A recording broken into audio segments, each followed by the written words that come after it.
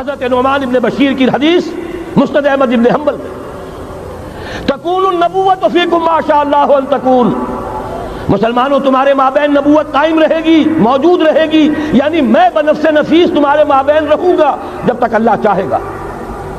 ثم یرفع اللہ اذا شاء یرفعها، پھر جب اللہ چاہے گا نبوت کو اٹھا لے گا، یعنی میرا انتقال ہو جائے گا۔ دوسرے دور کی خبر دی، ثم تکون خلافۃ علی منہاج النبوہ، پھر ایک دور آئے گا خلافت کا عین نبوت کے نقش قدم پر، کوئی فرق نہیں ہوگا، وہی نظام جو میں نے قائم کیا ہے جوں کا تو قائم رہے گا، میرے نقش قدم پر وہ خلافت ہوگی۔ فرمایا وہ بھی رہے گا جب تک اللہ چاہے گا، پھر وہ بھی ختم ہو جائے گا۔ پھر فرمایا تیسرا دور آئے گا، ثم تکون ملکن عاضا، ظالم ملوکیت، بادشاہی، محل بنیں گے، ٹھاٹ جمیں گے، ظلم کا سکہ روا ہوگا، ناجائز قتل ہوں گے۔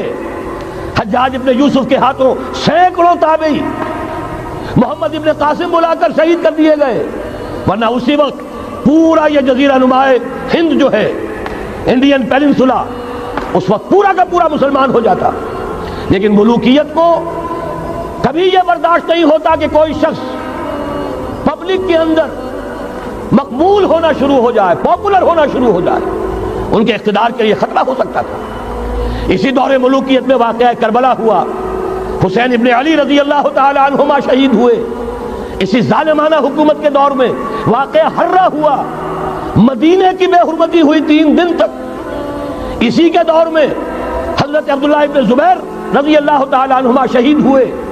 میں اب کیا کیا گنواؤں۔ حضور نے جب فرمایا ثم تکون ملکا عاضا، کاٹ کھانے والی ملوکیت، یہ اسی کی شرح ہے۔ فرمایا یہ دور بھی رہے گا جب تک اللہ چاہے گا، پھر جب اللہ چاہے گا اسے بھی اٹھا لے گا۔ پھر چوتھا دور آئے گا، ثم تکون ملکا جبریا، پھر بادشاہی ہوگی غلامی کے ساتھ۔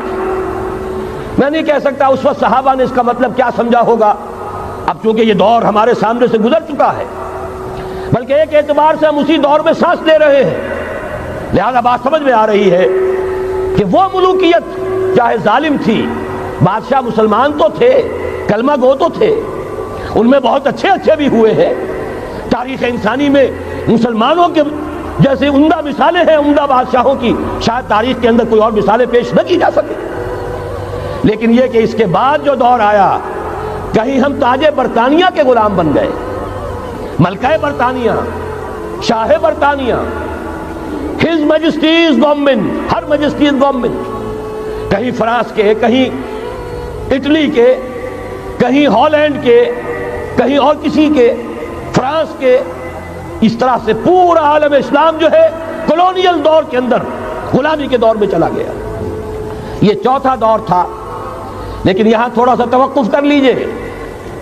یہ چوتھا دور ایک درجے میں ختم ہو گیا ہے، کہتے ہیں دنیا والے کولونیل دور ختم ہو گیا، حقیقت میں ختم نہیں ہوا، براہ راست حکمرانی ختم ہوئی ہے، انڈائریکٹ رول جاری ہے، ریموٹ کنٹرول کے ذریعے سے وہی حکومت کر رہے ہیں، بٹن وہی سے دبتے ہیں، ہم جا کر جھولیاں انہی کے سامنے پسارتے ہیں، انہی سے کبھی سرمایہ کاری کی بھیک مانگتے ہیں، کبھی قرضوں کی بھیک مانگتے ہیں، ان کے چشم ابرو کے اشاروں کے منتظر رہتے ہیں۔ ہماری جنگ اور صلح ان کے تابع ہے، ہمارے تمام وسائل ان کے تسلط میں ہیں۔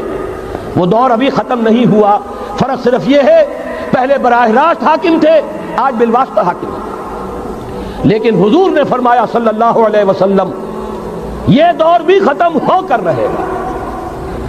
یوں سمجھیے جیسے کراچی میں لانڈھی کورنگی میں کئی نمبر آتے ہیں بسوں میں، Karachi Landhi number 1، Landhi number 2، Landhi number 3، پھر کہیں 3.5 بھی ہوتا ہے۔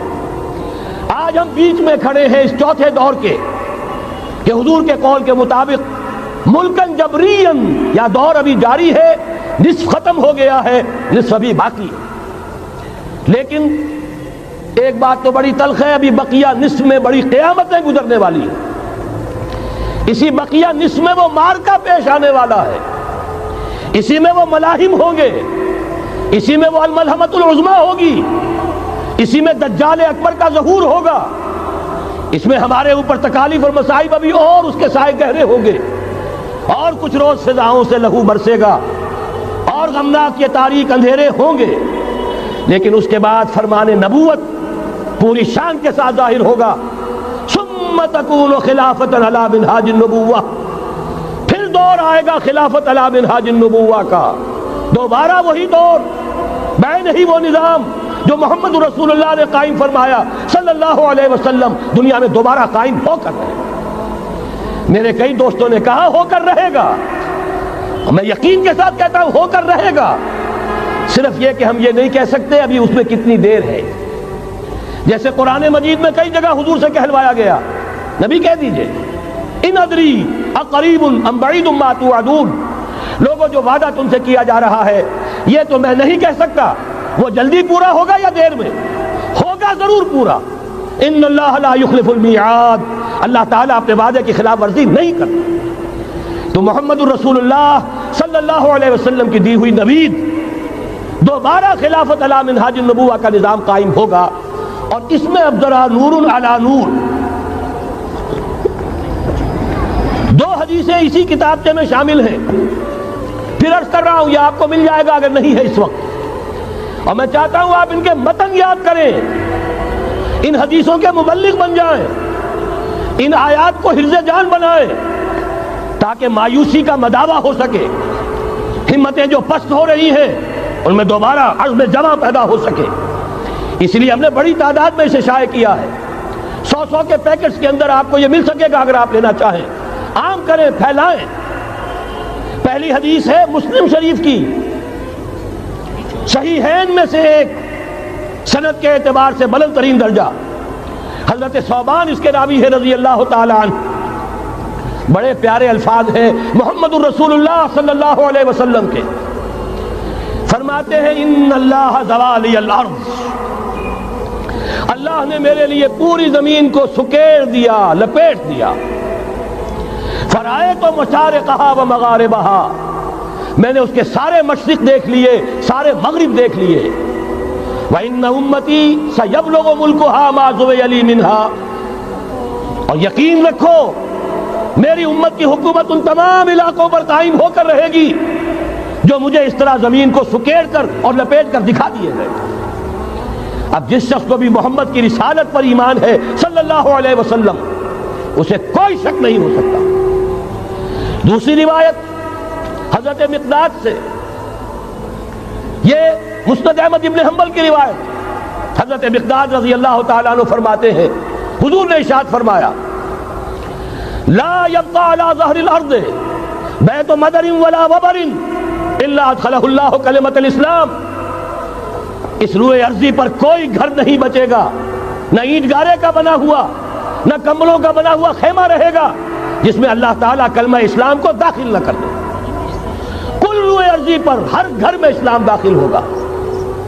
لیکن اس میں بڑی اہم بات ہے، ہمارے بعض دانشور آج جو گمراہیاں پھیلا رہے ہیں اس کا توڑ اس حدیث میں ہے، اور ہمیں صدمہ ہے، علامہ اقبال کا فرزند، اور وہ اس مغالطوں کو عام کر رہا ہے، اور بھی چھٹ بھئیے دانشور تھے، ان کی بات کی کوئی اہمیت نہیں تھی، لیکن اب وہی بات کہی ہے ڈاکٹر جاوید اقبال نے، اس حدیث میں اس کا توڑ ہے، اسلام کا غلبہ ہوگا تو کیسے ہوگا؟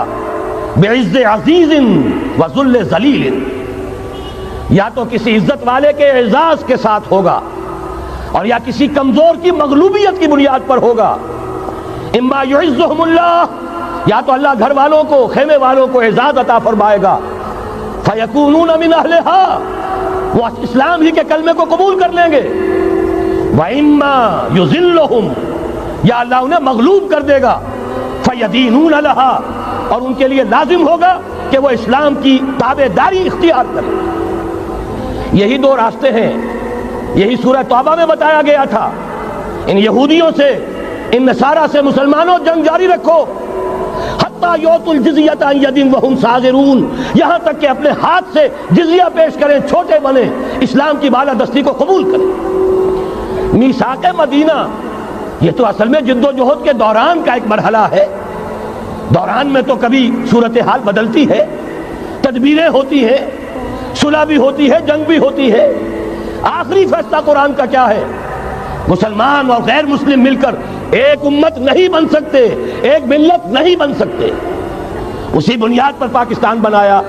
دو قومی نظریے کا سب سے بڑا پرچارک علامہ اقبال، وطنی قومیت کی نفی کرنے والا شدید ترین الفاظ میں علامہ اقبال، اور اس کے فرزند جو ہے وہ ایک قوم ہونے کا تصور دے رہے ہیں مسلمانوں اور غیر مسلموں کو۔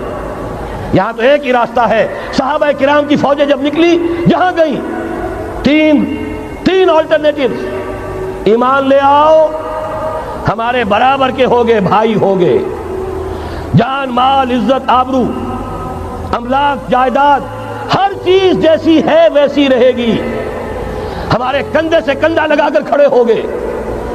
یہ نہیں تو چھوٹے بنو، اسلام کی بالادستی قبول کرو، جزیہ دینا منظور کرو، اور یہ بھی نہیں تو صرف ایک تھرڈ آپشن ہے، آؤ میدان میں، تلوار ہمارے اور تمہارے درمیان فیصلہ کرے گی۔ یہ ہے تاریخ۔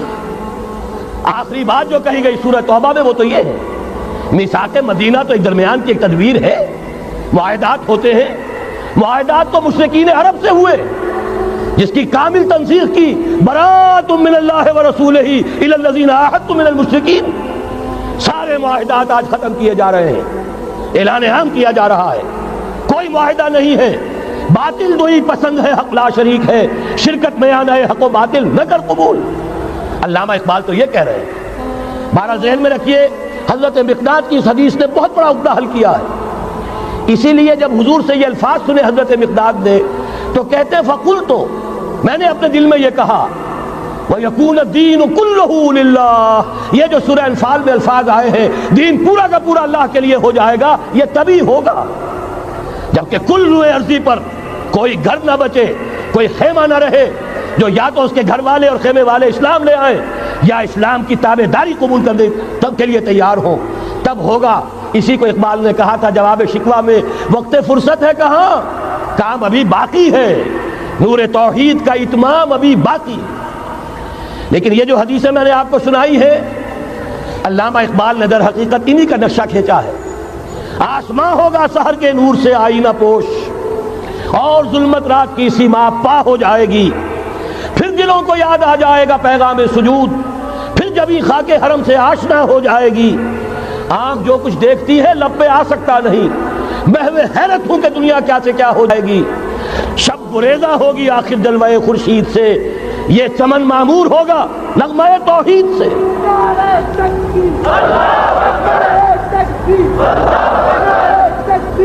میں نے اس پر جو عنوان قائم کیا ہے، کل جہاں معمور ہوگا نغمہ توحید سے، یہ پورا کا پورا عالم کرۂ ارضی جگمگا اٹھے گا۔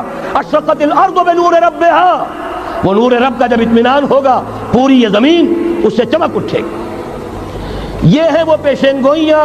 اب میں آپ کو بتانا چاہتا ہوں کہاں سے ہوگا۔ موٹی سی بات یہ ہے، پہلے خلافت علی منہاج النبوہ کا نظام قائم ہوا، کل روئے ارضی پر ایک دم نہیں ہو گیا۔ ایک ملک جزیرہ نما عرب، محمد الرسول اللہ صلی اللہ علیہ وسلم والذین معہ رضی اللہ تعالی عنہم اجمعین، ان کی جد و جہد، ایثار، قربانی، اس کے نتیجے میں جزیرہ نما عرب وہاں یہ نظام قائم ہو گیا۔ پھر پھیلا، پھر توسیع ہوئی۔ 3 لشکر نکلے تھے، مشرق مغرب شمال۔ شمال میں اوشیائے کوچک ترکی کا علاقہ، مشرق میں خراسان تک، مشرق میں یہ ماوراء النہر تک، مغرب میں بحر اوقیانوس تک۔ دشت و دشت ہیں، دریا بھی نہ چھوڑے ہم نے، بحر ظلمات میں دوڑا دیے گھوڑے ہم نے۔ اب بھی یہی ہوگا، کسی ایک جگہ سے ہوگا۔ یہ میں اب آپ کو بتانا چاہتا ہوں کہاں سے ہوگا۔ پہلے اس کے جو شواہد ہیں وہ سمجھ لیجئے، پھر حدیثیں میں سامنے لاؤں گا۔ میں نے عرض کیا تھا کہ مغرب سے یہ سیلاب نیو ورلڈ آرڈر کا چلا، جو کہ در حقیقت یہودیوں کا مالیاتی نظام ہے۔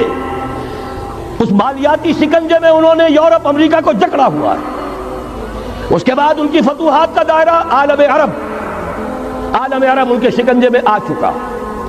ابھی آپ نے خبریں پڑھی ہوں گی، اب تو ہزاروں فنڈامنٹل سعودی عرب میں گرفتار ہو رہے ہیں، علماء گرفتار ہو رہے ہیں۔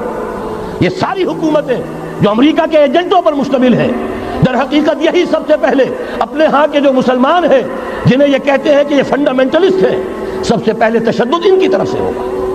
بہرحال اب اس سے آگے ہے عالم اسلام کا وہ حصہ جس میں میں اور آپ بھی ہیں، یہ غیر عرب عالم اسلام، ایران سے شروع ہو کر پھر افغانستان جو حضور کے زمانے میں خراسان کہلاتا تھا، یہ پورا افغانستان، کچھ تھوڑا سا حصہ ایران کا، کچھ تھوڑا سا حصہ روسی ترکستان کا، کچھ حصہ پاکستان کا، یہ سب حضور کے زمانے میں خراسان کہلاتا تھا۔ اس کے ضمن میں جان لیجئے اب یہ نیوکلیس بننے والا ہے، یہاں سے خلافت کا آغاز ہو کر رہے گا۔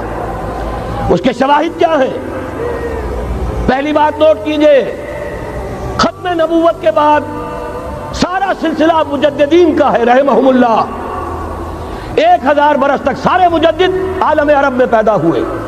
11ویں صدی سے یہ صنم خانہ ہند مجددین کی آماجگاہ، مجدد الف ثانی رحمت اللہ علیہ 11ویں صدی ہجری یا الف ثانی، اسی کے دوسرا 1000 سال وہیں سے شروع ہوا۔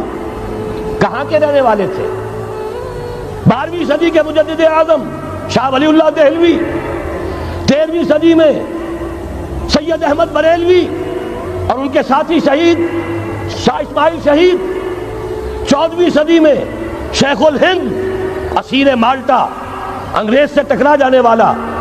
یہ مضمون ہم نے چھاپا تھا، اگرچہ چھپا تھا وہ پاکستان روزنامہ پاکستان میں، ہم نے بھی اسے چھاپا۔ اب دوبارہ جو کتابچہ شائع کیا ہے انگلینڈ میں، انگلستان میں خلافت کی اذان کے عنوان سے اسپیشل ایک جو ہے ندائے خلافت کا ایشو آیا ہے، اس میں دوبارہ ریپیٹ کیا ہے۔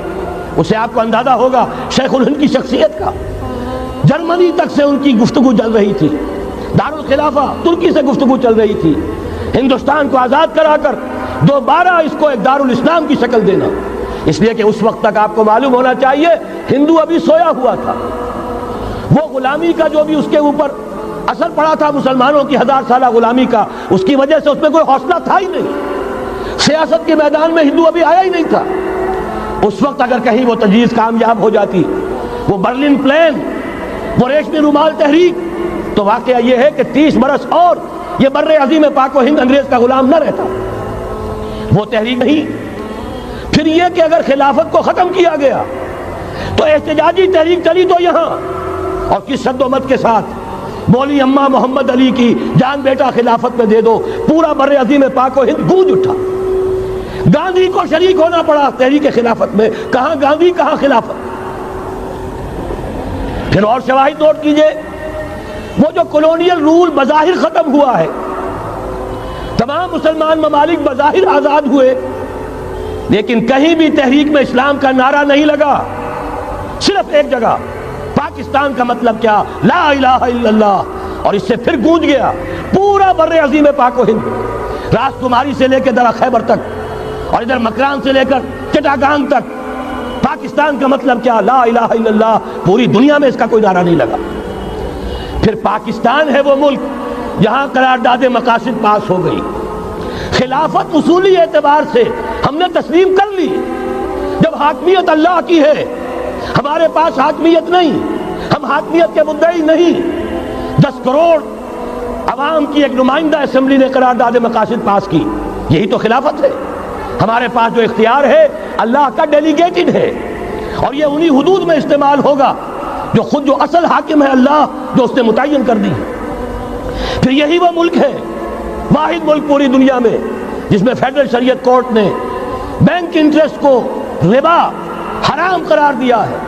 پوری مسلم ورلڈ کے اندر اس کی کوئی مثال موجود نہیں۔ یہ شواہد ہے۔ علامہ اقبال جیسا مفکر یہاں پیدا ہوا، مولانا مودودی جیسا مصنف یہاں پیدا ہوا، مولانا الیاس جیسا مبلغ یہاں پیدا ہوا، شیخ الہند جیسا مجدد یہاں پیدا ہوا۔ پورے عالم اسلام میں اس کی کوئی مثال موجود نہیں۔ اور میں تو ایک اور بات کی طرف کہتا ہوں، اللہ کے معاملات بڑے عجیب ہیں۔ یہ جو جنگیں ہونے والی ہیں، یہ جو خیر و شر کا مارکا دنیا کو ہے، پھر مارکا ہے روح و بدن پیش، تہذیب نے پھر اپنے درندوں کو ابھارا، اللہ کو پامردی مومن پہ بھروسہ، ابلیس کو یورپ کی مشینوں کا سہارا۔ یہ جو ابھی مارکا گرم ہونے والا ہے، پہلا حصہ میں آپ کو بتا چکا، شیطان، اس کا ایجنٹ یہودی، ان کے سب سے بڑے کارندے زائنسٹ، ان کے جو اس وقت اعلی کار ہیں ویسٹ، وائٹ اینگلو سیکسن پروٹیسٹنٹس، جو امریکہ کی زیر سرکردگی نیو ورلڈ آرڈر لے کر چلے ہیں، جو حقیقت میں نیو ورلڈ آرڈر ہے۔ دوسری طرف دیکھیے، ذرا غور کیجئے، ایک حدیث نبوی ہے، ما انزل اللہ من داء الا انزل له دواء، اللہ نے کوئی ایسا مرض پیدا نہیں کیا جس کی دوا پیدا نہ کی ہو۔ اسرائیل 1948 میں قائم ہو رہا ہے، پاکستان 1947 میں وجود میں آیا ہے۔ 1 سال پہلے جیسے ماں کی چھاتی میں اللہ دودھ پہلے پیدا کر دیتا ہے، بچے کی ولادت بعد میں ہوتی ہے، یہ قانون قدرت ہے۔ اسی طریقے سے توڑ اس کا در حقیقت اسرائیل کا توڑ ہے جو پاکستان کی شکل میں وجود میں آیا۔ یہ دوسری بات ہے کہ ہم بھٹک گئے، منزل کا سراغ بھول گئے، ہم آ کر دولت کے پھندوں میں، اور سب سے بڑھ کر یہ کہ جو متروکہ جائیداد کے لالچ، ہم اس میں پڑ گئے، بھول گئے یہ پاکستان کس لیے بنایا تھا، بھٹک گئے۔ بہرحال میں ان شواہد کی بنا پر یہ یقین رکھتا ہوں، پورا ٹرکش بیلٹ سلسلہ مجددیہ نقش بندیہ کے ساتھ، یہ پورا سلسلہ افغانستان سے چلیے، ترکستان سے چل کر ترکی تک، پورا یہ جو نان عرب ورلڈ ہے، نان عرب مسلم ورلڈ، وہ سلسلہ مجددیہ حضرت احمد سرہندی رحمۃ اللہ علیہ، گردن نہ جھکی جس کے جہانگیر کے آگے، جس کے نفس گرم سے ہے گرمی احرار، یہ انہی کا سلسلہ ہے جو پورے ٹرکش بیلٹ میں آپ کو نظر آئے گا۔ پھر شاہ ولی اللہ جیسا مفکر۔ بہرحال یہ تمام شواہد ہیں، اور میرے لیے تو سب سے بڑے شواہد جو ہے، اب وہ احادیث دیکھیے جو حضور نے بیان فرمائی۔ جب یہ معرکہ گرم ہوگا، ایک حدیث ہے، حضور فرماتے ہیں، ابن ماجہ کی روایت ہے حضرت عبداللہ ابن حارث رضی اللہ تعالیٰ عنہ سے، یخرج ناس من المشرق یؤتون للمہدی یعنی سلطان ہی۔ جب اس عالم عرب میں، دیکھیے ایک بات میں عرض کر چکا ہوں، بڑی تلخ بات ہے، عالم عرب ہمارا بہتر حصہ ہے، افضل حصہ ہے، ان کو اللہ نے فضیلت ہم سے بہت زیادہ دی ہے۔ سب سے بڑی فضیلت کہ محمد خود صلی اللہ علیہ وسلم عرب تھے، یہ رتبہ بلند ملا جس کو مل گیا۔ پھر مستقل فضیلت، اللہ کا کلام ان کی زبان میں موجود ہے، مادری زبان۔ لہذا اگر انہوں نے کوتاہی کی، انہوں نے پیٹھ دکھائی، بہت بڑے مجرم ہیں، اس میں کوئی شک نہیں۔ اور یہی وجہ ہے یہ سارے ملاحد وہی ہونے ہیں، ایسی ایسی بھاری جنگیں، حضور فرماتے ہیں اتنے لوگ ہلاک ہوں گے کہ پرندہ اڑتا چلا جائے گا، اترنے کی جگہ نہیں ملے گی، لاشیں ہی لاشیں ہوں، یہ شکل ہونے والی ہے۔ اور میں تو چونکہ ایک مضمون اور کتابچے کی شکل میں بھی شائع ہو چکا ہے، جس میں کہ حضور کی اس حدیث کے حوالے سے میری امت پر بھی وہ سب کچھ وارد ہوگا جو سابقہ امت پر ہوا، اسی کے حوالے سے عرض کر چکا ہوں۔ اگر اس صدی میں ہولوکاسٹ میں 60 لاکھ یہودی مارا گیا ہے، کوئی اسی کا دوبارہ چربا جو ہے امت مسلمہ پر بھی آنے والا ہے۔ لیکن اس کے بعد پھر ان کے لیے فوجیں جائیں گی مشرق سے، وہاں جو امام ہوں گے، جو بھی ان کو لیڈ کر رہے ہوں گے، حضرت مہدی۔ یہ تصور ذہن میں رکھیے، ہمارے مابین اور عیسائیوں کے مابین حضرت مسیح کی ذات مشترک، اگرچہ ان کا یہ عقیدہ ہے کہ وہ سولی دیے گئے، فوت ہو گئے، معاذ اللہ ثم معاذ اللہ، پھر زندہ ہو کر آسمان پر گئے، پھر آئیں گے۔ ہم کہتے ہیں نہیں، وہ سولی دیے ہی نہیں گئے، وہ زندہ آسمان پر اٹھائے گئے، واپس آئیں گے۔ گویا کہ بہت حد تک اشتراک ہے، لیکن ایک اختلاف بھی ہے۔ اسی طرح حضرت مہدی کے بارے میں شیعہ اور سنی تصورات میں اتفاق بھی ہے، اختلاف بھی ہے۔ یقیناً امت مسلمہ، امت عرب، مجھے تو اقبال کا وہ شعر یاد آتا ہے، خون اسرائیل آ جاتا ہے آخر جوش میں، توڑ دیتا ہے کوئی موسیٰ طلسم سامری، تو کیا خون اسماعیل جوش میں نہیں آئے گا؟ حضرت اسماعیل کی نسل میں حضور، اور حضور کی صاحبزادی حضرت فاطمہ رضی اللہ تعالی عنہ، حضور نے فرمایا میری اس بیٹی کی نسل میں اللہ تعالیٰ ایک شخص کو اٹھائے گا جو اس وقت مسلمانوں کی قیادت کرے گا۔ یہ چیز ہمارے اور اہل تشیع کے مابین مشترک، فرق یہ ہے وہ سمجھتے ہیں کہ ان کے 12ویں امام کہ جو آج سے 1200 برس قبل روپوش ہو گئے تھے وہ ظاہر ہوں گے، ہمارے نزدیک نہیں، وہ پیدا ہوں گے، نو مولود ہوں گے، عام انسانوں کی طرح آئیں گے، ہوں گے نسل فاطمہ میں سے رضی اللہ تعالی عنہا، اور وہ اس وقت عربوں کی قیادت کریں گے۔ خون اسماعیل آ جائے گا آخر جوش میں، اور کوئی حضرت مہدی وہ آئیں گے اور اٹھیں گے اور قیادت کریں گے، دجال سے مقابلہ کریں گے اور اس ملاحم کے اندر قیادت فرمائیں گے، لیکن ان کی مدد کے لیے مشرق سے فوجیں آئیں گی، گویا کہ پہلے مشرقی کسی ملک میں یہ نظام قائم ہو چکا ہوگا، کوئی ایسی طاقت وجود میں آ چکی ہوگی کہ جب وہاں بھٹی دہکے گی تو وہاں کے مسلمانوں کی امداد مشرقی ممالک سے جائے گی۔ اور ایک دوسری حدیث میں، یہ تو ترمذی کی روایت ہے، کتب حدیث میں تیسرے نمبر پر کتاب یہی ہے، صحیح بخاری، صحیح مسلم، پھر یہ جامع ترمذی، اس میں حضرت ابو ہریرہ سے روایت ہے، یخرج من خراسان رایات سود۔ خراسان میں بتا چکا ہوں حضور کے زمانے کا خراسان، افغانستان، کچھ حصہ پاکستان کا، کچھ روسی ترکستان کی آزاد ریاستیں جو ابھی ہوئی ہیں، تھوڑا سا حصہ ایران کا، یہ خراسان بزرگ، دی اولڈ گریٹر خراسان، یہاں سے فوجیں چلیں گی، سیاہ علم برآمد ہوں گے اور کوئی طاقت انہیں روک نہ سکے گی، ان کا منہ پھیر نہ سکے گی، یہاں تک کہ وہ ایلیا حضور کے زمانے میں یروشلم کا نام تھا، یہاں تک کہ ایلیا میں جا کر نصب ہو جائے۔ گویا کہ یہ جو ہمارے ہاتھ سے نکلا ہے قبضے سے، پہلے بھی عربوں کے ہاتھوں سے نکلا تھا بیت المقدس، یروشلم، عرب واپس نہیں لے سکے تھے، کرد خون صلاح الدین ایوبی اس نے واپس لیا، عربوں میں دم نہیں رہا تھا، عیاشیوں کی وجہ سے کھوکھلے ہو چکے تھے۔ میں تجھ کو بتاتا ہوں تقدیر امم کیا ہے، شمشیر و سنا اول، طاؤس و رباب آخر۔ یہی وجہ ہے کہ تقریباً 20 صدی کے بعد ان کی حکومت ختم، آشمارا حق بود در خون بارد بر زمین بر زوال ملک مستعصم امیر المومنین۔ یہ ہوا کہ نہیں ہوا؟ جبکہ آئے ہیں تاتاری ہورڈز، اور جنہوں نے کہ آخری خلیفہ بنو عباس اسے محل میں سے نکالا، ایک کھال کے اندر لپیٹ کر اور اپنے گھوڑوں کے سوؤں تلے کچل دیا۔ عرب معزول کر دیے گئے تھے، لیکن اب دوبارہ عربوں کو جب سہارا ملا ہے، لیکن اب بھی انہوں نے کہیں اسلام قائم نہیں کیا۔ کوئی روس کا غلام رہا، کوئی امریکہ کا غلام رہا، کسی نے اس کا ساتھ دیا، کسی نے اس کا ساتھ دیا۔ تہذیب ہے تو مغربی، تمدن ہے تو مغربی، وضع میں تم ہو نصارہ تو تمدن میں ہنود۔ یہ مسلمان ہیں جنہیں دیکھ کے شرمائے یہود۔ یہی معاملہ جب ان کا ہوا تو اب اللہ تعالیٰ کی طرف سے ان کے اوپر وہ عذاب کی بھٹی گرم ہونے والی ہے۔ لیکن اس کے بعد پھر یہاں سے جائیں گے وہ جو ان کی مدد کریں گے، اور یہ ایلیا کو واپس لینے والے، یہ مشرق سے چلنے والے لشکر ہوں گے۔ یہ دو حدیثیں ابھی سن لیجئے، اور تیسری حدیث یہ ہے، حضور نے فرمایا، یہ سنن نسائی کی روایت ہے، قال رسول اللہ صلی اللہ علیہ وسلم عصابتان من امتی احوزهم اللہ من النار احرزهم اللہ من النار۔ میری امت کے دو لشکر ایسے ہوں گے جنہیں اللہ نے آگ سے نجات دے دی ہے، پہلے ہی سے ڈکلیئرڈ ہے۔ عصابت تغزو الہند، ایک لشکر کے جو ہند پر حملہ آور ہوگا، وعصابت تکون مع عیسیٰ ابن مریم علیہ السلام، اور دوسرا لشکر وہ ہے جو حضرت عیسیٰ کے ساتھ جا کر اور ان کے ساتھ مل کر یہودیوں کے خلاف جنگ کرے گا۔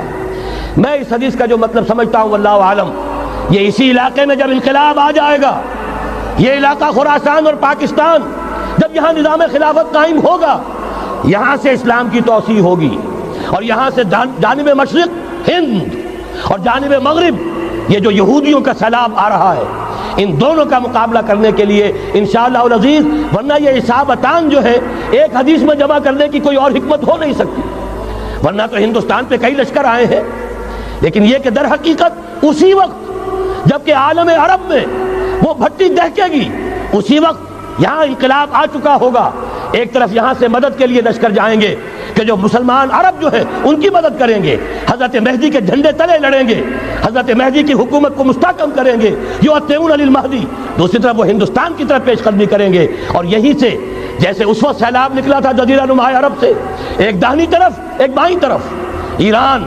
افغانستان، ترکستان، ادھر مصر، لیبیا، الجزائر، مراکش، برطانیہ، اسی طریقے سے انشاءاللہ اسی علاقے سے اس کا آغاز ہوگا اور بات آگے بڑھے گی۔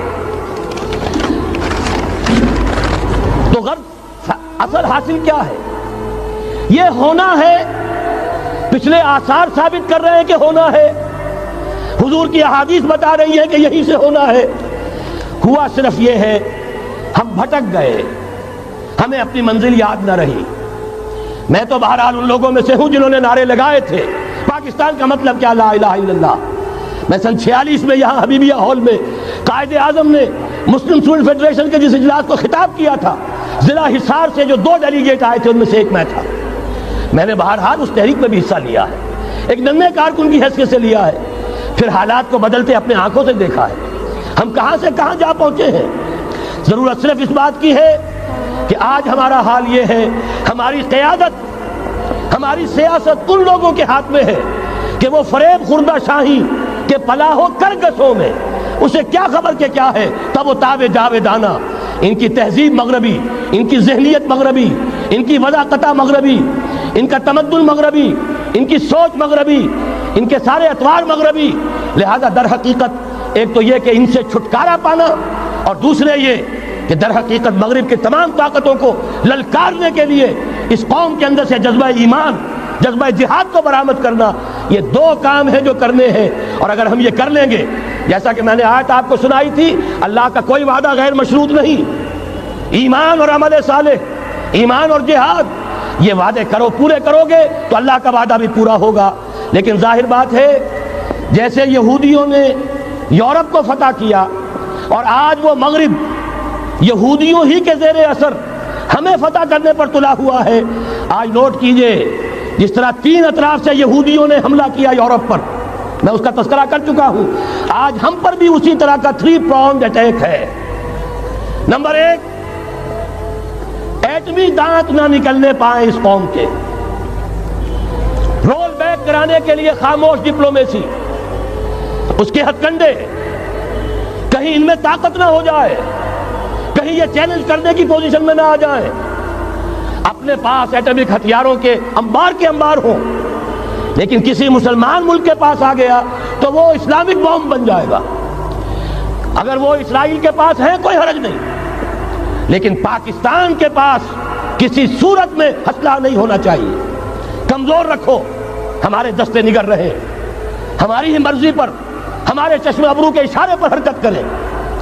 نمبر 2، اباحیت، بے حیائی، عریانی، فحاشی، اس کا سیلاب، اور سب سے بڑھ کر خاندانی نظام کو برباد کرنے کے لیے یہ بہبود آبادی کا پروگرام۔ اور دیکھیے جادو وہ جو سر چڑھ کر بولے، مسلمانوں کے ہاتھوں کرا رہے ہیں۔ قاہرہ میں کانفرنس کرائی ہے ایک مسلمان ملک میں، اور یہ کہ اس کو آرگنائز کرنے والی ایک پاکستانی مسلمان عورت۔ یہ ہے در حقیقت کہ وہ لوگ اگر کرنا بھی چاہتے ہیں تو اس کا الزام بھی براہ راست اپنے اوپر نہیں، بلکہ یہ کہ خود کوئی مسلمان ہو جو یہ کام کرے۔ اب جو سیلاب آئے گا جس کے لیے مدد بھی دی جا رہی ہے، اس سے ہمارے سارے بندے حیا ٹوٹ کر رہ جائیں گے، خاندانی نظام درم برم ہو کر رہ جائے گا، جو ابھی تک اللہ کا شکر ہے کہ ہمارے ملک کے اندر انٹیکٹ ہے کچھ اوپر کا طبقہ جو بالکل ہی مغربی تہذیب میں رگا گیا ہے، ورنہ ہمارے ہاں خاندان کا نظام ابھی انٹیکٹ ہے۔ لیکن یہ کہ یہ سیلاب بھی بڑی شدت سے آ رہا ہے، یہ چیزیں بیک وقت کیوں ہو رہی ہیں؟ اور تیسرا اور سب سے زیادہ سٹل وار، سب سے زیادہ یوں سمجھیے کہ جو لطیف، جو کہ ایک طرح کا احسان جتایا جا رہا ہے، ڈالروں کی اب یلغار۔ اب یہاں پر امریکی سرمایہ، وہ ڈالر چاہے مشرق سے آئے چاہے مغرب سے آئے، وہ یہودیوں کا اعلی کار ہے۔ آپ نے اگر $1 نوٹ کا اگر کبھی نقشہ دیکھا ہو، اس کے اوپر جو سگنیا بنا ہوا ہے، جو نشان ہے، وہ کیا ہے؟ پیرامڈ، احرام مصر۔ یہ کن کے لیے اہمیت رکھتے ہیں؟ ہزار ہا یہودیوں کا خون اور ان کی ہڈیاں ان پیرامڈز کے تلے دبی ہوئی ہیں۔ جب یہ احرام بنائے گئے تھے، یہ یہودی وہاں غلامی کے دور میں تھے، بیگار ان سے لی جا رہی تھی، بڑے بڑے پتھر جب گرتے تھے تو پسنے والے یہودی ہوتے تھے۔ یہ ان کی اپنی جیسے ہولوکاسٹ، جیسے انہوں نے اس کو اپنا سمبل بنایا ہوا ہے، اسی طریقے سے پیرامڈ، مصر کا پیرامڈ، یہ گویا کہ ان کے اس زوال کا ایک نشان ہے۔ اور اس پر ایک آنکھ بنی ہوئی ہے، ایک آنکھ، کانے دجال کی آنکھ، وہ دیکھ رہی ہے۔ عجیب ہے یہ سمبل۔ نیچے لکھا ہوا ہے نووس آرڈو سکلورم، اور یہ در حقیقت 1776 جو نیچے لکھا ہوا ہے وہ رومن حروف کے اندر یہ 1776 ہے، جو میں بتا چکا ہوں آرڈر آف ایلومیناٹی وساپ نے قائم کیا تھا۔ عام دنیا یہ سمجھتی ہے کہ شاید یہ امریکہ کا یوم آزادی ہے، سن آزادی ہے۔ 1 مئی، اس آرڈر آف ایلومیناٹی کی تاسیس 1 مئی کو ہوئی ہے۔ یہ 1 مئی جو منایا جاتا ہے، دھوکہ یہ دیا گیا ہے کہ یہ شکاگو کے جو مزدور ہیں ان کی یادگار ہے۔ حقیقت میں یہ 1 مئی اور 1776 آرڈر آف دی ایلومیناٹی کی تاسیس کی تاریخ ہے۔ یہ تمام معاملہ سمجھ لیجئے۔ ڈالر در حقیقت، ہم نے ابھی تازہ ندائے خلافت میں نعیم صدیقی صاحب کی نظم شائع کی ہے، 45 برس بلکہ شاید اس سے بھی زیادہ عرصے کی پرانی نظم ہے جو ہم نے شائع کی ہے۔ ڈالر میرے اس دیش کو ناپاک نہ کرنا، اور میں تو انہیں داد دیتا ہوں جو کچھ انہوں نے، شاعر کہتے ہیں اس کو جو صاحب شعور ہے، اس صاحب شعور نے جو مشاہدہ کیا ہے کہ ڈالر آئے گا تو کیا آئے گا ہمارے ہاں، اس کی پوری داستان اس تازہ ندائے خلافت میں ہم نے نہ معلوم کہاں سے اس کو کھود کر نکلوایا ہے۔ ہم ان کا احسان مانتے ہیں کہ انہوں نے اپنی یہ پرانی نظم، اب ان کی جماعت تو سب بھول بھال گئی ان چیزوں کو، اسی لیے وہ اسے تج کر باہر بھی اب آ گئے۔ بہرحال ہمیں تو ان کی ایک ایک چیز جو ہے، مجھے تو وہ شعر آج کا اگر آپ نے جنگ کا میرا کالم پڑھا ہو، میری تو فکر کے اندر رچ بس گیا ہے۔ پاکستان کے بارے میں جب کہا تھا، اے آندھیو سنبھل کے چلو اس دیار میں، امید کے چراغ جلائے ہوئے ہیں ہم، ہماری امیدوں کے چراغ ہے یہ، اسلام کا گہوارہ بننے والی ملک ہے یہ، اس کو ہم نے قائم کیا تھا اسلام کے لیے، یہ آندھیاں نہ چلیں، اس ملک کو ہم نے اسلام کے چراغ جو ہے ہم نے اس میں روشن کیے ہوئے ہیں۔ اے آندھیو سنبھل کے چلو اس دیار میں، امید کے چراغ جلائے ہوئے ہیں ہم۔ بہرحال یہ تیسرا سیلاب ہے، ننگی سرمایہ داری، جس کی پھر لعنتیں ہوتی ہیں، ایک طرف فقر، ایک طرف احتیاج، ایک طرف بھوک، ایک طرف دولت کے انبار۔ پہلے بھی ہمارے ہاں فرق کم نہیں ہے، لیکن اب جو ہوگا اگر یہ بات پوری ہو گئی تو وہ ننگی سرمایہ داری، اور سرمایہ داری ہی در حقیقت یہود کا سب سے بڑا ہتھ کنڈا ہے۔ یہ بینکنگ کا نظام، یہ سارا کا سارا سودی نظام، یہ IMF، یہ ورلڈ بینک، یہی تو ان کے سب سے بڑے ادارے ہیں۔ تو واقعہ یہ ہے کہ تین طرف سے ہم پر حملہ ہو رہا ہے۔ اور یہ سود کے بارے میں کیا کہا تھا اقبال نے، اضربا آخر چمی زائد فتن، اس سود کے ام الخبائث کے پیٹ سے سوائے فتنوں کے اور کیا برآمد ہو سکتا ہے۔ کس ندانت لذت قرض حسن، کسی کو قرض حسنہ کی لذت یاد نہیں رہی، بغیر سود کے قرض دو۔ تمہارے پاس فاضل رکھا ہوا ہے، کسی بھائی کو دو کہ وہ اپنی معاشی گاڑی کا پہیہ چلا لے، پھر اصل واپس لے لینا۔ اگر اتنی ہمت نہیں ہے کہ ان تصدقوا فهو خیر لکم، صدقہ ہی کر دو تو سب سے اچھا ہے، دے ہی ڈالو اپنا فاضل سرمایہ۔ یسألونک ماذا ينفقون قل العفو، مت رکھو اپنے پاس، یہ گندگی ہے۔ لیکن اگر بڑے ہی کم ہمت ہو تو کم سے کم قرض حسنہ دو، اپنی اصل رقم واپس لینا۔ کس ندانت قرضت لذت قرض حسن، اضربا جاں تیرا دل چو خشت و سنگ، اس لیے کہ سود کے ذریعے سے انسان کے اندر تاریکی پھیل جاتی ہے، دل جو ہے اینٹ کے مانند، پتھر کے مانند سخت ہو جاتا ہے، کٹھور۔ ثم قست قلوبکم فہی کالحجارۃ او اشد قسوہ، آدمی درندہ بے دندان و چنگ، اور انسان بغیر اس کے کہ بھیڑیوں والے دانت ہوں اور بھیڑیوں والے پنجے ہوں، بھیڑیا بن جاتا ہے۔ بہرحال اب کرنے کا کام کیا ہے اس کو سمجھیے۔